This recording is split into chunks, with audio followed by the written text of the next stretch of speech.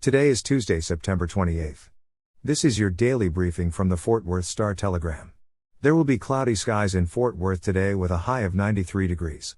Expect a strong thunderstorm in the late afternoon. Our top story today: a child died on September 11th from a brain-eating amoeba he was likely exposed to at an Arlington Park splash pad, the city said yesterday. Arlington officials and Tarrant County Public Health were told September 5th that a child was hospitalized with primary amoebic meningoencephalitis, a rare and often fatal infection, at Cook Children's Medical Center. City officials closed all splash pads through the end of the year. The city's drinking water supply was not affected. An investigation determined the child was likely exposed to the water either at his home or the Don Meisenheimer Park splash pad at 201 East Lonesome Dove Trail. Water samples collected between September 10th and 14th and sent to the Centers for Disease Control and Prevention tested positive for the amoeba on Friday.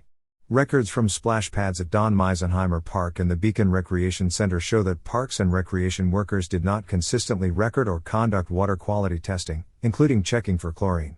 The city is reviewing splash pad equipment, supplies, maintenance and water quality inspection policies, as well as safety training and protocol for park personnel.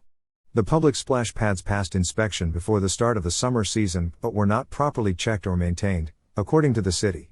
In education news, a federal judge denied a motion to issue a temporary restraining order against the Grapevine Colleyville School District, saying there wasn't enough proof that a policy to limit speech was unconstitutional.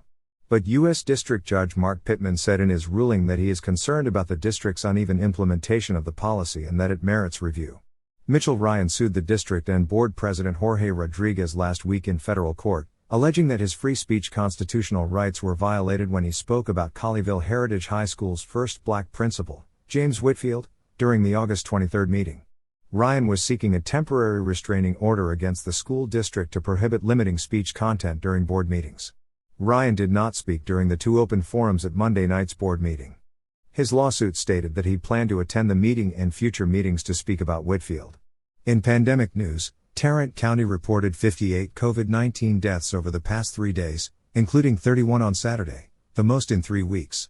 The county reported 12 COVID-related deaths yesterday, along with 809 new cases. There were 15 reported deaths Sunday. The county has now reported a total of 343,425 COVID cases, including 4,236 deaths. According to Texas Department of State Health Services, 66.32% of Tarrant County residents 12 and older have received at least one dose of the vaccine, and 58.07% of residents 12 and older have been fully vaccinated. DSHS also reports that 87.05% of Tarrant residents 65 and older have received at least one dose, and 80.57% of residents 65 and older have been fully vaccinated. And finally, in sports, the Dallas Cowboys dominated the Philadelphia Eagles last night, 41-21, winning their second straight game to move to 2-1 on the season. Quarterback Dak Prescott completed 21 of his 26 passes for 238 yards and 3 touchdowns.